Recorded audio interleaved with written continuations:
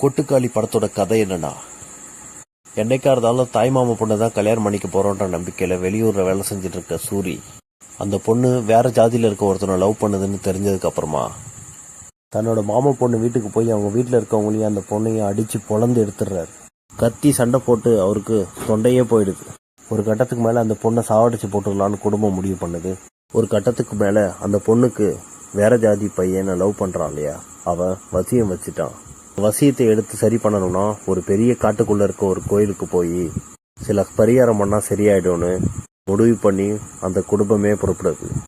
அந்த கோயிலுக்கு போற பயணத்துல அங்க எந்த மாதிரியான சூழல் உருவாகுது, அவங்க வாழ்க்கையில இதுக்கு முன்னாடி என்ன நடந்திருக்கும், அங்க நடக்கிற சூழலை வைத்து சூரி என்ன முடிவு எடுப்பார் அப்படின்றது நீங்களே முடிவு பண்ணுங்கன்னு விட்டுட்டாரு.